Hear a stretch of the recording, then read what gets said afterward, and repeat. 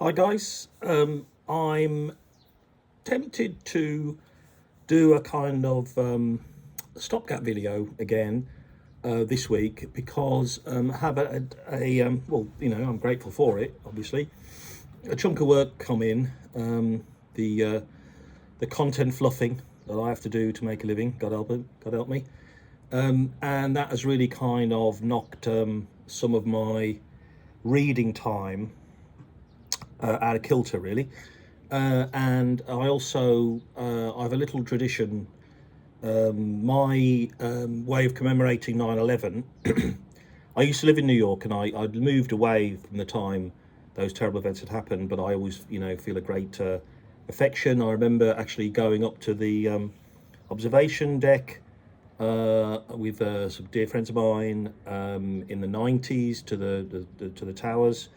I never went there. I never ate there. I never went to the Windows in the World. But I mean, obviously, it was part of the kind of landscape and just the. This isn't a 9/11 video, but I'm saying that what I'd like to watch is I always watch on 9/11. I always watch United 93. Though when I was searching for it, I see that there has actually been a TV movie which I think is called Flight 93. And for me, I've watched quite a lot of content about 9/11. I would recommend the Tower, the Looming Tower, I think it is, right? On Netflix with that was an excellent documentary leading up to some of the events in it. I can't remember the name of the rom-com. Is it rom-com? With Robert Pattinson, and which surprisingly pulls back, and you realise that all along this has kind of been a 9/11 story, but not really. That's a really good film. Sorry, I can't remember that. I might put it in the notes. That's an excellent film. But I think of all the kind of documentaries, etc., etc. I think this. I mean, there's that very poor Nicolas Cage film, right, which we're just not going to talk about. If you ever have a chance, again, I might try and put this in the notes. The Vanity Fair article, which was talking about how the two French guys who were doing the video documentary about the firemen. And I'm sure you know the famous shot where you're looking at a fireman looking at a kind of manhole, and there's a noise, and the camera turns round, and it's plane 2 going into to South Tower, isn't it? The second one, I think. Sorry if I've got that wrong. And that was based on and there was an amazing incredibly moving, incredibly beautifully written article written about that in Vanity Fair.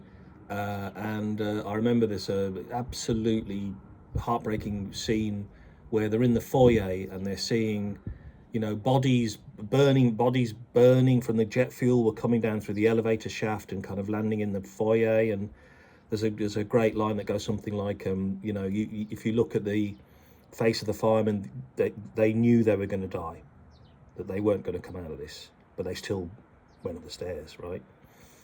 Incredible. But United 93, I think, is the best single drama because it does manage to kind of encompass the whole day, but we also get the sense of the character people on the plane. And we don't really, of course, we can't know exactly what happened when they attacked but I find it an incredible movie. And like I said, that also reduced my time. I've started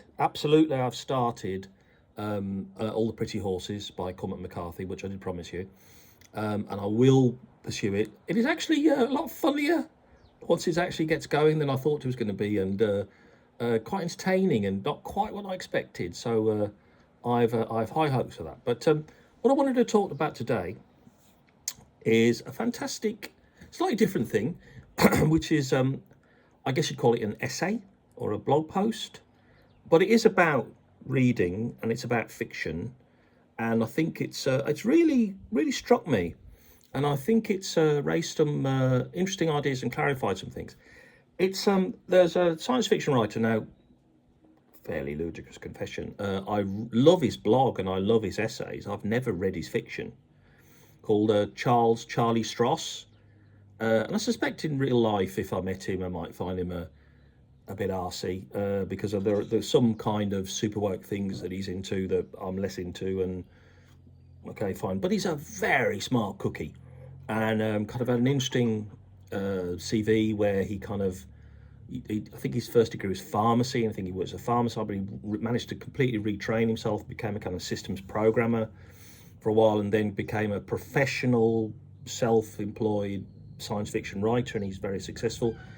I know the Laundry Files is a series of his that are kind of like a, kind of, as I understand it, a sort of comic, eldritch horror, Lovecraftian, university satire on the British state, is my understanding. I think he's written lots of other things. I think he's done a bit of space opera, and he's done a bit of, I'm sure he's a great writer. I'm not saying, but I just haven't read it, right? But I love the diary, Charlie's Diary.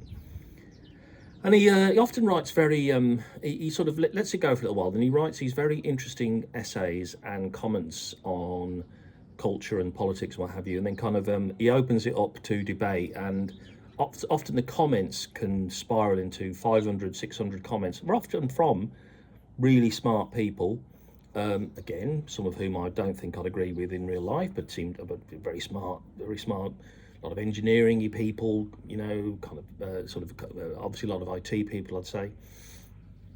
But the point in question is, so Charlie's written this great essay. They don't make readers like they used to. I think that's the, should I get the absolute correct title for you? Which would be, they don't make readers like they used to, yeah. Okay, right.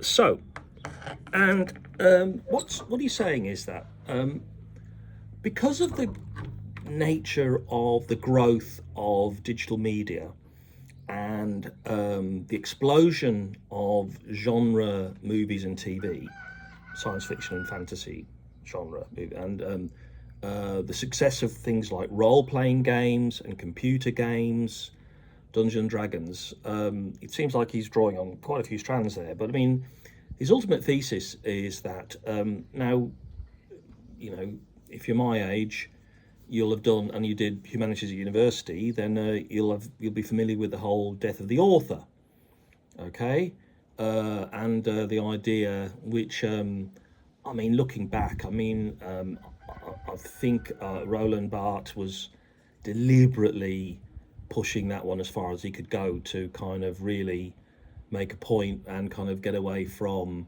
as I understand it in French letters, you know, an over celebration and worship of, you know, the great writer kind of thing.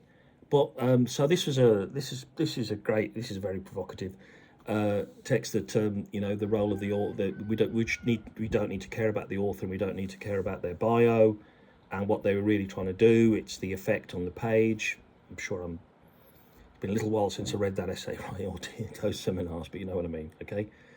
But Charlie's got a different take on this, okay, which is that the reader, perhaps he's not saying, this isn't how he said it, but as the pendulum swung too far the other way, and now the reader has too much control, okay? So, and I would obviously read the essay because it's much better than my précis, but I mean, these are the kind of thoughts it strikes me as, in that because a fan of Star Wars, Star Trek, a computer game, whatever, has immediate access to everything to do it. I mean, again, this is a point which I saw Star Trek. I think it was shown in the UK with not too long of a gap between original transmission in the US. But I mean, I was very, very small when it was. I'd be 5, right, in '66. I mean, I remember Batman, but I don't think we had Star Trek. But Star Trek was, you know, shown. It was on repeat, but it wasn't kind of like you couldn't turn on a channel and know you'd see Star Trek. Star Trek popped up now and again as a great treat, and you know, I love to see it, and I don't think it was because it's very much of its time in terms of being standalone, episodic. There was no continuity issue, so you didn't really need to know what Spock had said last week. Or this is I've read another great essay about this, which says that it doesn't really matter that you know, that Kirk fell in love on Planet X because that girlfriend meant nothing to him, and it didn't break his heart. Though in The City on the Edge of Forever, it did have his heart broken, but there's no consequences for that. and next episode he's up and he's at him and there's no problem and he's doing the fisticuffs and the fantastic captaining and all the rest of it kind of thing. So, but my point is that you could watch Star Trek, and even I could see at the time that some were better than others. But I mean, generally, I was very, very pro them. And I watched another TOS, the original series one the other day. I think the one about the Doomsday weapon, the Planet Eater, is absolutely brilliant. Absolutely brilliant. I'm embarrassed that I can't remember the name. Let's say it was the Doomsday weapon, right? But fantastic drama with the broken captain on the destroyed ship, and I was amazing. You know, you could have the Enterprise and a destroyed star cruiser, and yeah, loved all that. Absolutely fantastic. Anyway, so but then you didn't see it again, and no one could afford a VCR. Not when I was a kid. I mean, you could rent them for radio rentals on with your telly when you were late teenagers kind of thing. So a lot of things just came and went, right? And then so there was no particular chance to become an absolute obsessive about them and to become an annoying a proprietary fan about it. But that's Charlie saying in the essay, that's where we are now. So people think they own this stuff, okay? And this is where, this whole kind of it's a bit like the Oasis thing, okay? So there are, 19-year-old girls who like a couple of Oasis tracks, but don't really know anything about them. They don't care about them. So they say they're an Oasis fan, and they might, if they idly say on TikTok that they quite like to go to see them, but they'll be.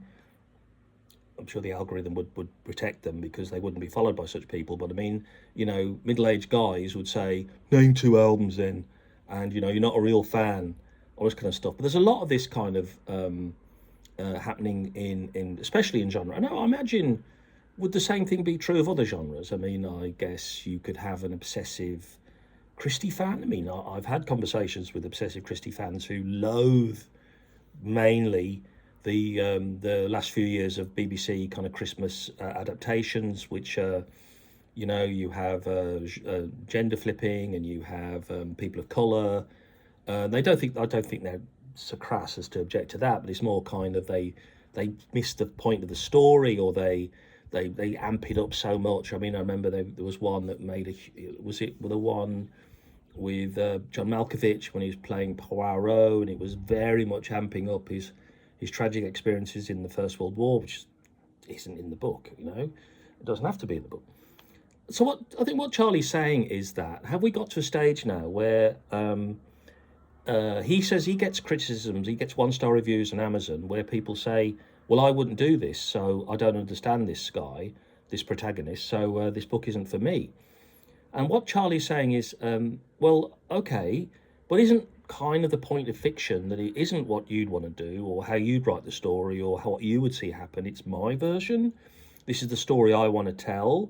This is the world I want to create with the rules that I want to say, and I don't particularly want there to be an alternate reality. Now, this is also a little bit self-contradictory for me, because when I was doing my creative writing MA, I really got into the idea of story flipping, which got into my head because of the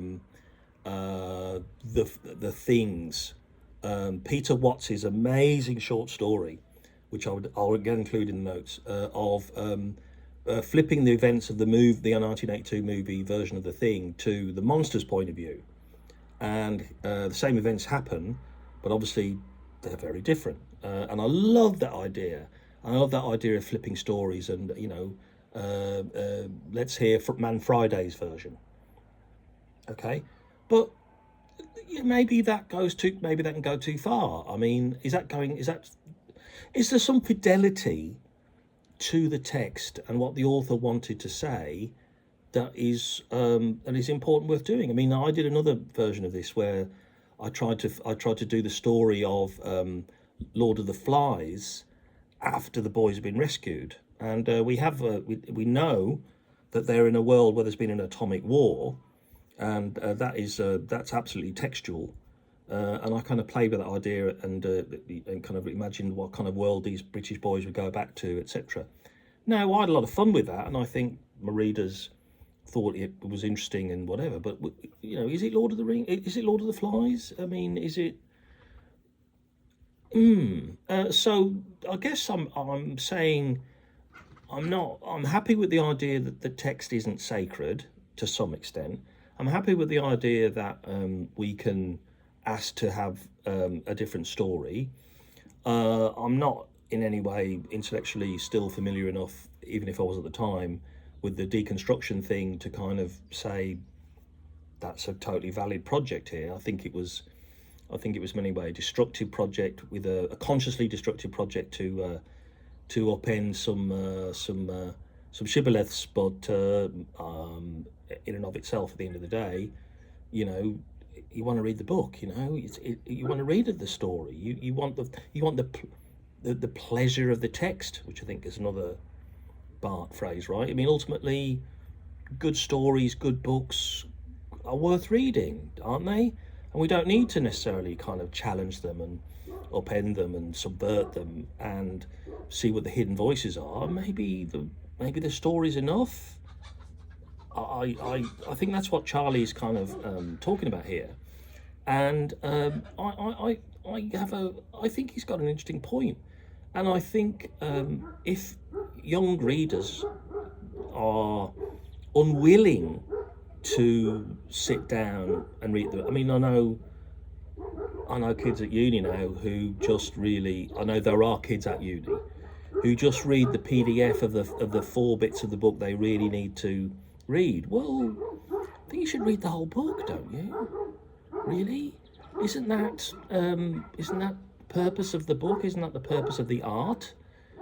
Is the purpose of the exercise to subvert and challenge the author, or is it to hear what the author has to say and let the author into our heart and let the author tell us something?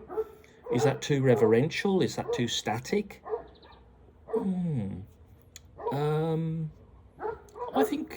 I think we should be able to turn off the phone long enough to read the book and to listen to the story, and not to flip it, not to say it isn't canon, not to say. I mean, I'm less bothered about that, because is that true? Am I? You know what? That's a little bit hypocritical of me, because I remember going to see the last few Star Wars films and making the, I thought, witty and profound observation, but they went over their head slightly, I think, to my co-parent and my daughter, that these are Star Trek films made for people who don't like Star Trek. Because Chris Pine's Kirk is not Captain Kirk at all. He's a joke. He's a ludicrous fella. Kirk was a man driven by the burden of command. He loved his team and his staff. He did everything possible he could to kind of uphold the ethics and the laws of the Federation. He wasn't a rule breaker. I think he was a guy who tried to solve problems. That whole, what is it, the Kobayashi Maru, probably mispronounced that. That whole thing, I think, was led us in the wrong direction, really, because I think Kirk was a straight A Starfleet officer. So that's my canon fanboy owning kind of thing. I don't like that version of Captain Kirk. I don't think it's true. I haven't seen Strange New Worlds, and I know that's Pine. But I hope they've kind of gone back to the true sense of that role. I would say that I've always thought Spock was an incredible character and ideal, not because of his autism and his logicism, but because of his incredible competence and problem-solving ability. And the guy just got the job done and knew what he had to do and got it done. And whereas I would say McCoy is a disgrace to the uniform. Man's a racist. Man's an idiot. Man's eternally, childishly insulting his fellow staff officer. I mean, what's your problem, son? Yeah. And so Yes, it was a thing of its time, and there is no great theory about the transporter. They had the transporter because they were too poor to do landing spacecraft on the planet kind of thing. There's no, but now it's so embedded that you can't get rid of it kind of thing. And I think ultimately, if I've got an ending to this one, I'm interested in anyone who's got a view on this, and really do read the essay and some of the comments at least. Maybe we need new stories, and maybe we need get away from canon and get away. Stop making Star Wars TV. Just don't do it anymore. There's no need. Give us something fresh. Adapt something else. Go in a different direction. And don't necessarily make that direction to replace the captain, a male captain with a girl captain. That shouldn't be the advance that we need. We've done that. Voyager. I mean, I wasn't massively into Voyager, but I don't think I was massively into kind of episodic telly at the time. And what I saw of Voyager, I thought was great. I loved I think Captain Janeway was an excellent captain. I think the Doctor was great. I think Tuvok was great. Paris was great. Sometimes I got a little bit kind of bored with the conflicts and the stories. I don't think they were super good. I'd stopped watching by the time 7 of 9 came, so I just missed all that, which I think it got really, really better. But maybe let's not do another. Let's get away from canon. Let's get away from the fan favorite, and let's do something different. Let's do something a little bit more stimulating, maybe. So if I've got any point to this, I'm sorry. This is one of my longer ones. I'm sorry I haven't completed the Cormac McCarthy. I will do that. But I think this essay has raised some interesting things for me about reading, genre, the role of the reader, the role of the author, what reading is for, and I think that's relevant to my project here. So thank you for your time. Please read the essay. I'll try and include a couple of the links in there. And, don't let that TBRP frighten us, folks. We can do it together. All right. Thanks for your attention. Bye-bye, bye-bye. I did promise you a bit of Effy for wading through. Hello, Effy, darling. How are you doing tonight? I know we don't have any cat crack for you, but I'm sure we'll get some soon. Okay. Bye-bye.